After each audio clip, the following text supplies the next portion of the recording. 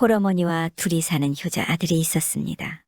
아무리 효자여도 홀어머니 혼자 계시면 아들이 모시기가 여간 어려운 것이 아니었습니다.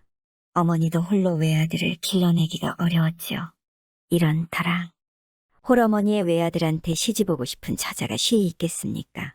며느리로 온다 한들 그 며느리 시집살이가 녹록지 않았을 거라 여겼습니다.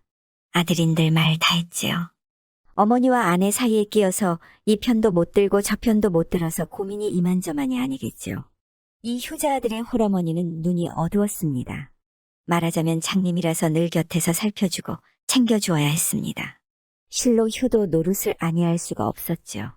이런 곳에 시집올 처자는 더더구나 없었습니다. 그래도 다 연분이 있지 않겠습니까?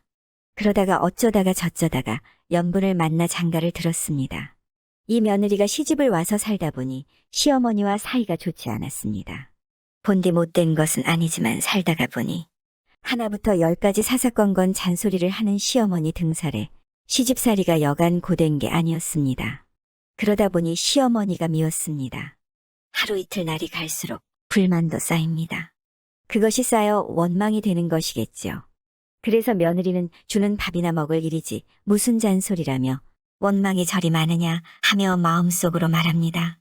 솔직히 말해서 우리 시어머니는 어서 죽었으면 좋겠어. 혼자 있을 때는 스스럼 없이 이렇게 말을 내뱉어버립니다. 시어머니는 어떻겠습니까? 손뼉도 마주쳐야 소리가 나듯이. 시어머니도 며느리 하는 행동거지나 말이 마음에 들지 않았습니다. 새 며느리라고 들어온 것이 꼭 여우같이 우리 아들을 나한테서 빼앗아 가버렸어. 내가 어떻게 낳아서 어떻게 기른 자식인데 저것이 독차지를 해. 어디로 나가버리면 좋겠어.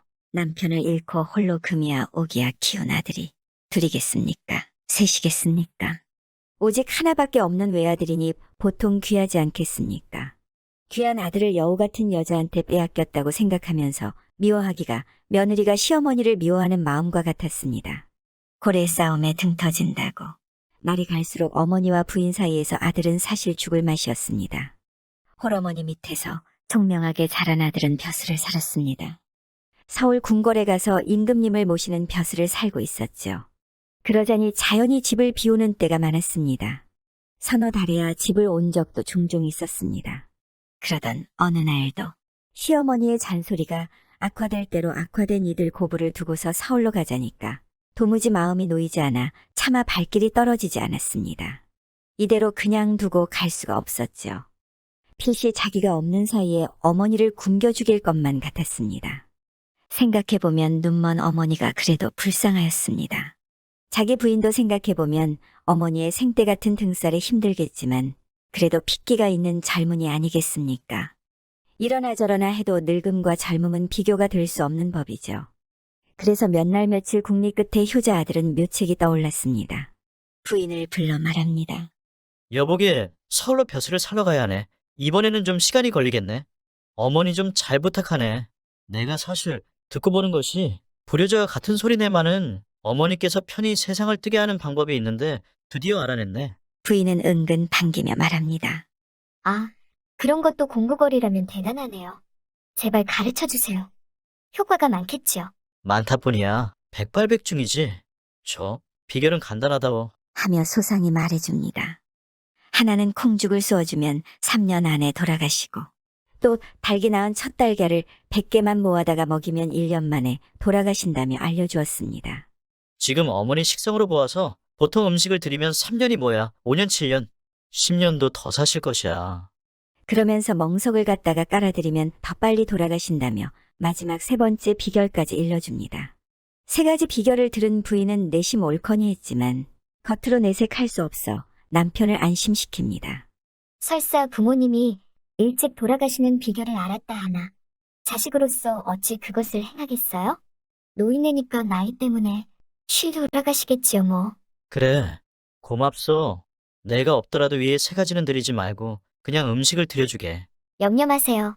당신은 별것을 다 알아가지고는 나를 가르쳐 주는데요. 제가 따라할 것 같아요? 저는 알아도 실천은 안 할 것이니 효자 당신은 안심을 하고 서울로 가세요. 말은 이렇게 하여 안심시켰지만 왠지 며느리의 목소리에 생기가 있었습니다.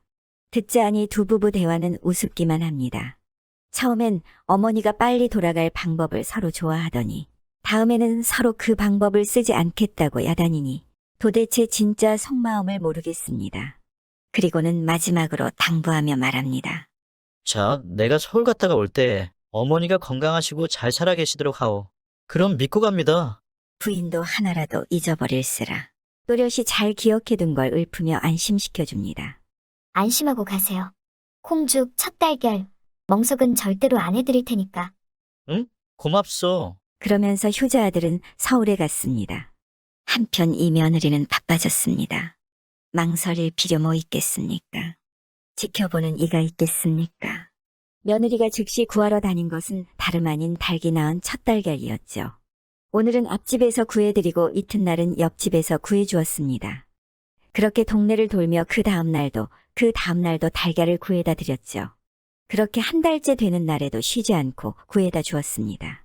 속마음이야 어찌되었건 이쯤 되니 이렇게 동네를 돌며 손수 달걀을 구해다 드리는 것도 여간 정성이 아니었습니다.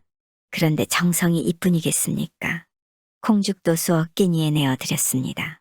죽을 쑤는 것 또한 여간 공들여야 하는 것인데 그 이튿날도 쏘어 콩죽도 한 달이 지나도록 계속 쏘어 주었죠. 그러니라고 다른 걸 생각할 틈 없이 바빴습니다. 콩죽을 쓰다 보니 절대로 어머님께 해드리면 안 된다고 당부했던 마지막으로 말한 비결이 떠올랐습니다. 바로 멍석이었죠.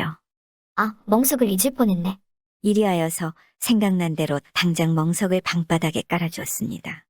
옛날 그 당시에는 빈대, 잎, 벼룩 같은 물것이 여기저기 득실득실했습니다.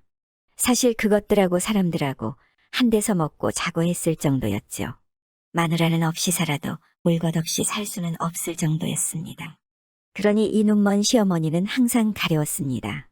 가려울 때 어디라도 시원하게 득득 박박 문지르면 살 것 같은데 그런 것이 없으니 마냥 벽이나 문지방에 등을 대고 이리저리 문대는 것밖에 달리 할 것도 없었습니다. 그런데 우둘투둘한 멍석이 있으니까 빈대가 물어댄들 뒹굴면서 비비니 괜한 문턱이나 벽을 찾아 문대지 않아 무척 편안했죠. 그리고 얼마나 시원한지요. 며느리가 날마다 해딱이 낳은 첫 달걀을 구해다 주고 콩죽을 써내어주고 가려운 데를 시원하게 해주니 시어머니는 얼굴에 윤기가 나고 몸에 살이 붙더니 신수가 환해졌지 뭡니까. 동네 사람들은 지아비가 없어도 홀어머니를 지극정성으로 보살핀다고 칭찬이 자자했습니다. 시어머니 또한 우리 며느리가 최고라며 자랑을 하느라 입에 침이 마르지 않았습니다.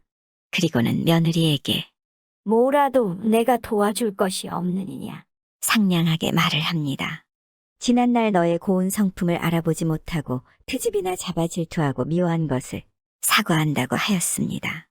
며느리는 가는 데마다 칭찬일색인데다 그리 미웠던 시어머니가 사과를 하니 그동안에 쌓였던 원망이 눈 녹듯 녹아내렸습니다. 그리고 며칠 후 효자 아들은 한 달을 채우고도 보름이 지나 집에 돌아왔습니다. 신수가 환해진 어머니가 반겨주시고 부인 또한 싱글벙글 자신을 맞아주었습니다. 남편을 맞으러 온 부인은 싱글벙글 웃으면서도 눈을 흘리며 말합니다. 꼭 이래야 되었나요?